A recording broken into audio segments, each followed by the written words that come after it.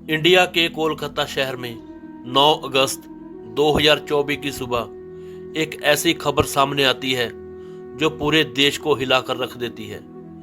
ये खबर थी एक 31 साल की महिला डॉक्टर की, जो कोलकाता के आरजी कर मेडिकल कॉलेज एंड हॉस्पिटल में अपनी ट्रेनिंग कर रही थी।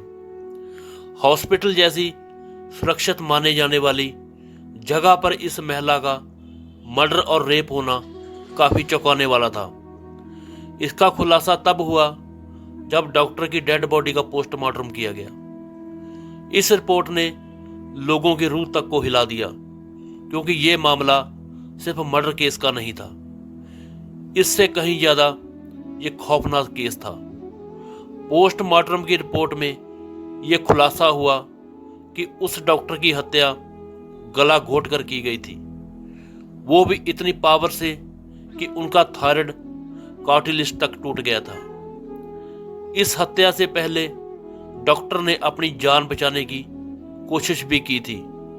इसका सबूत उसके शरीर पर पड़े निशानों से मिला। सबसे डरावना सच तब सामने आया जब उस महिला डॉक्टर के प्राइवेट पार्ट पर जख्म मिले। इससे साफ हुआ कि यह सिर्फ मर्डर का मामला नहीं था, बल्कि यह रेप के बाद किया गया एक खौफनाक हत्याकांड था। हॉस्पिटल के परिसर में इतनी बड़ी घटना हो जाती है और किसी को कानो कान खबर नहीं होती। क्या उस रात कुछ ऐसा हुआ था जिसको जानकर आप गुस्से से बौखला जाओगे? क्या वहां पर कोई और था जिसने इस क्रूर घटना को अंजाम दिया? अगर कोई था तो वो कौन था? इन्हीं बातों के जवाब ढूंढते हुए आज हम आपको बताएं। अगर कोई था तो वो कौन था? इन्हीं सभी सवालों के जवाब आज हम आपको इस वीडियो में दिखाएंगे कि आखिर उस रात हुआ क्या था। ममता देवनाथ, जो कि आरजी कर मेडिकल कॉलेज एंड हॉस्पिटल में अपनी ट्रेनिंग ले रही थी। 8 अगस्त 2024 को ममता देवनाथ पहले की तरह अपनी नाइट शिफ्ट पर होती है। तभी रात 11 बजे उनको अपनी मां का फोन आता है, जैसे कि हर दिन आता था, क्योंकि माता पिता को अपने बच्चों की चिंता हमेशा रहती है। डॉक्टर ममता की माताजी ने पूछा कि आपने खाना खा लिया है और तबीयत आपकी ठीक है? तभी ममता ने कहा कि मेरी तबीयत बिल्कुल ठीक है और मैं अभी कुछ मरीजों को देखने जा रही हूँ, उसके बाद मैं अपने साथियों के साथ बैठकर खाना खाऊंगी। अपनी मां से बात करने के बाद डॉक्टर ममता मरीजों को देखने के लिए राउंड पर निकल जाती है।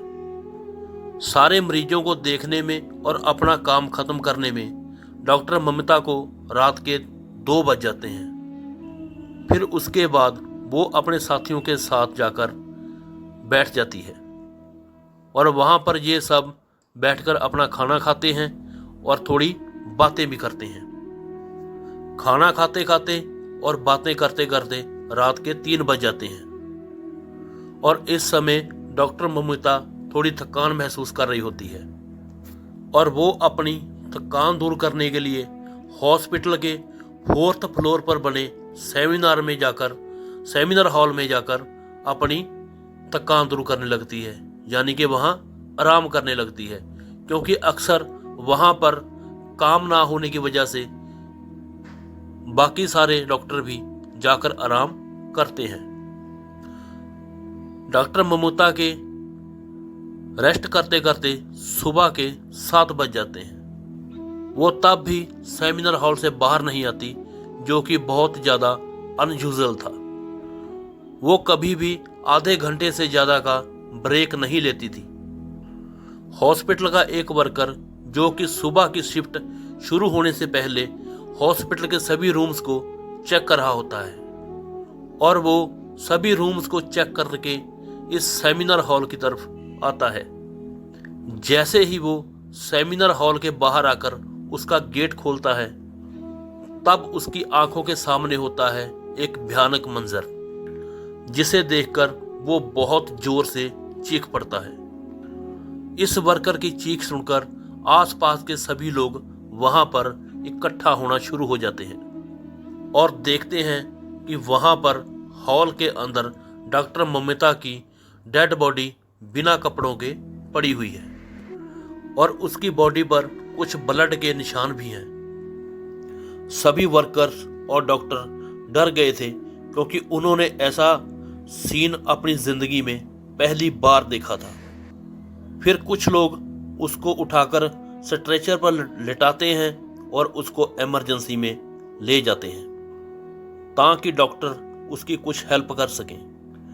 डॉक्टरों की कोशिश करने के बाद भी डॉक्टर ममिता कुछ घंटों के बाद दम तोड़ देती है। हॉस्पिटल में कुछ लोग ऐसे थे जो इस रेप केस और मर्डर केस को एक आम केस की तरह दिखाने की कोशिश कर रहे थे। वो इसलिए कि वो इस मेडिकल कॉलेज एंड हॉस्पिटल का नाम बदनाम होने से बचा सके। जब पोस्टमार्टम की रिपोर्ट्स आती हैं तब दूध का दूध और पानी का पानी हो जाता है। इन रिपोर्ट से साफ साफ पता चल जाता है कि ममता के साथ किसी ने जबरदस्ती गलत हरकत करने की कोशिश करी और जब वो इस इंसान से अपने आप को बचाने लगी उसने उसका गला घोंट दिया, उसको बहुत बुरे तरीके से मारा भी और फिर उसका रेप भी किया। ये सारे प्रूफ मिलने के बाद ये केस पुलिस को हैंडओवर कर दिया जाता है और पुलिस वाले इस क्रिमिनल को पकड़ने के लिए लग जाते हैं। सबसे पहले पुलिस उस क्राइम सीन पर छानबीन करती है, यहाँ पर ये हुआ था। किस्मत से पुलिस वालों को वहाँ पर डॉक्टर ममिता के कुछ ब्लड्स और नेल्स सैंपल मिलते हैं और साथ ही एक ब्लूटूथ नेकबैंड मिलता है। ये केस शायद जल्दी कवर हो सकता था अगर उस फ्लोर पर सीसीटीवी कैमरा होते, लेकिन वहां पर नहीं थे। ना ही सेमिनार हॉल के अंदर कोई कैमरा था और ना ही इसके आसपास कोई सीसीटीवी कैमरा था। लेकिन जिस रास्ते से इस सेमिनार हॉल में एंटर किया जाता था उस रास्ते पर कुछ सीसीटीवी कैमरे थे। पुलिस वाले इन कैमरों में सुबह 3 बजे से लेकर 8 बजे तक की रिकॉर्डिंग चेक करते हैं कि इतने टाइम में कितने लोग इस फ्लोर पर आए और गए। इन सीसीटीवी फुटेज को चेक करने के बाद यह पता चलता है कि टोटल 6 लोग इस फ्लोर पर आए थे और गए थे। ये पता लगने के बाद पुलिस वाले इन 6 लोगों को एक एक करके पूछताछ के लिए बुलाते हैं कि वो लोग उस टाइम पर वहां क्या कर रहे थे और उन लोगों से ये भी पूछा गया कि इस टाइम के दौरान उनको वहां पर कुछ अजीब दिखा या नहीं। और इसी पूछताछ के दौरान पुलिस वाले उनके फ़ोन का ब्लूटूथ ऑन करके भी चेक करते हैं कि जो ब्लूटूथ हेडसेट वहां से मिला है वो किसका है। ये तो आपको ही पता होगा कि अगर आप किसी ब्लूटूथ को अपने मोबाइल से कनेक्ट करते हो तो वो दूसरी बार अपने आप कनेक्ट हो जाता है। और फाइनली पुलिस वालों की ये ट्रिक भी काम आती है क्योंकि ये ब्लूटूथ 6 आदमियों में से एक आदमी के फ़ोन से कनेक्ट हो जाता है जो कि एक सिविल वॉलंटियर जिसका नाम था संजय रॉय, जो कि एक सिविल वॉलंटियर था। सिविल वॉलंटियर वो होते हैं जो कि पुलिस के अंडर काम करते हैं और उनकी हेल्प करते हैं, वो भी कोई छोटे मोटे कामों को मैनेज करने में। ब्लूटूथ कनेक्ट होने के बाद पुलिस वालों को केस का पहला कातिल मिल चुका था और उसके बाद वो संजय रॉय से बहुत सख्ती से पेश आते हैं। पर संजय पुलिस वालों की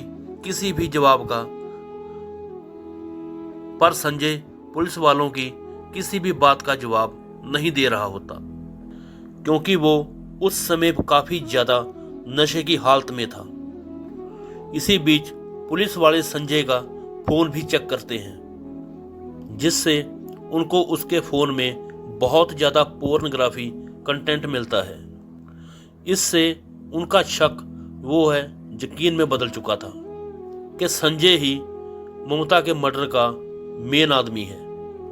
इसके बाद पुलिस वाले संजय रॉय को और ज़्यादा डराने लगते हैं और फिर वो डरकर अपना गुनाह कबूल भी कर लेता है कि उसने ही ममता को मारा है और उसका रेप भी किया है। इस चीज़ का पता लगते ही कुछ सबूतों को प्राप्त करने के लिए कुछ पुलिस वाले संजय रॉय के घर जाते हैं, जहां पर उनको खून से लथपथ हुए उसके बूट मिलते हैं। उसके बाद संजय के घर के बाहर कुछ कपड़े धोकर सूखने के लिए डाले होते हैं।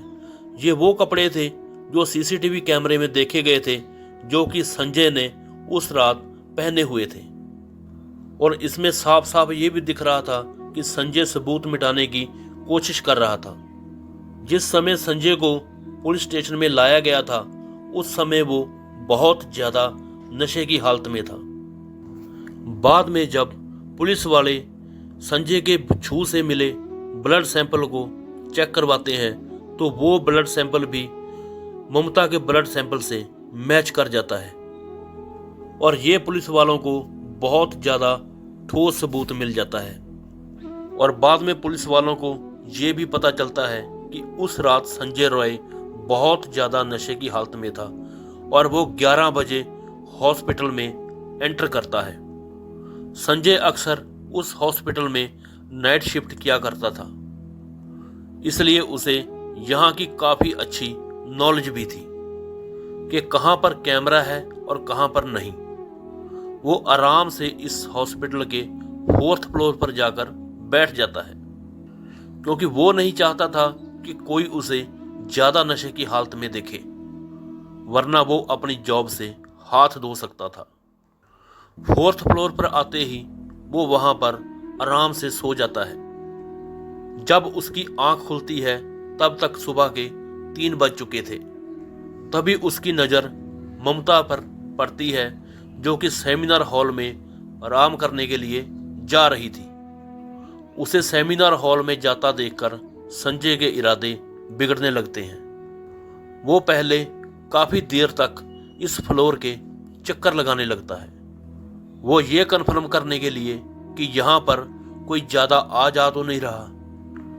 जब उसे लगता है कि उसका रास्ता साफ है, तो वो 4 बजे सेमिनार हॉल के अंदर एंटर करता है और वहाँ से 4:45 पर बाहर आता है। इन 45 मिनटों में उसने ममता देवनाथ के साथ क्या क्या किया होगा, वो कितने दर्द से गुजरी होगी, ये सोचकर किसी का भी दिल सहम जाएगा। खास करके उनके माँ बाप का, जिन्होंने इतनी मेहनत करके इतनी आस के साथ अपनी बच्ची को पाल पोस कर डॉक्टर बनने के लिए इस मेडिकल कॉलेज में भेजा था। डॉक्टर ममता देवनाथ अपने माँ बाप की इकलौती बेटी थी। उनके लिए ये बहुत बड़ा सदमा है। ये केस अभी भी बंद नहीं हुआ है। 23 अगस्त तक संजय रॉय को पुलिस कस्टडी में रखा जाएगा। अभी इस केस में आगे जाके क्या होता है वो तो भगवान जाने। बाकी इस केस की लगातार अपडेट जानने के लिए आप हमारे चैनल के साथ जुड़े रहें जी। वीडियो को सभी लोगों के साथ शेयर करें ताकि सभी को इस कहानी का सच में पता चल सके।